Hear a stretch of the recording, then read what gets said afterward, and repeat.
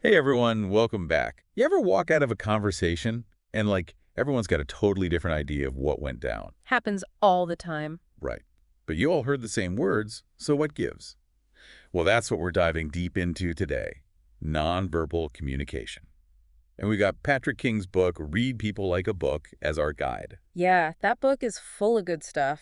Definitely. Now, I think we all know those nonverbal cues are important, but have you ever stopped to think how much they really Oh, matter? it's huge. I mean, most folks think communication, they think words, right? Makes sense. But get this, research says words only make up like 7% of communication. 7%. Seriously. No kidding, it's wild, right? So we're missing out on a whopping 93% if we're just listening to the words. So where's the rest hiding? Well, body language takes the lion's share, about 55%.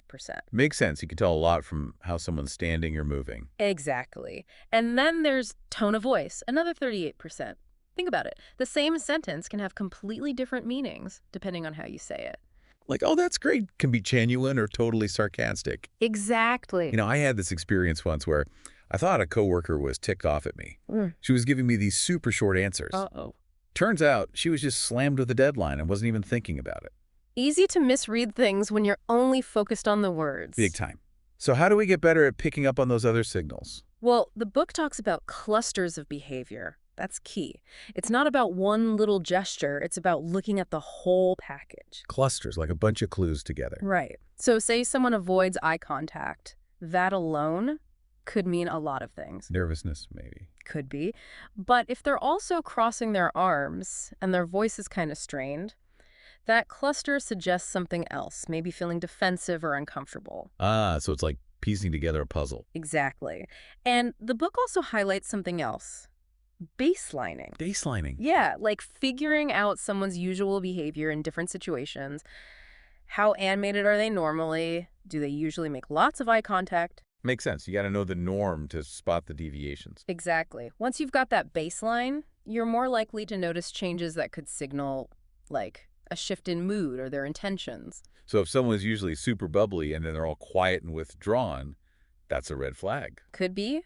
Doesn't mean jump to conclusions, but it's something to consider. All right, got to be detectives. Kinda.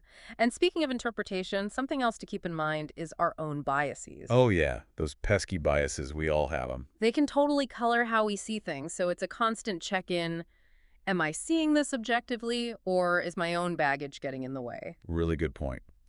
So we've covered a lot, but what's one simple thing folks can do, like today, to get better at reading those nonverbal cues? Pick one thing, just one, like posture or hand gestures, and really pay attention to it in your next conversation. So specific, I like it. Less overwhelming than trying to watch everything at once. Right. It's amazing what you notice when you focus. This whole deep dive has been so eye-opening. It's like we're all speaking this secret language we didn't even know we knew. It kind of is. And the more you practice, the more fluent you become. And hey, who knows? Maybe we'll uncover some hidden talents along the way. You never know. Until next time, everyone, stay curious. Keep learning. And remember, those nonverbal cues are talking, even if no one's saying a word.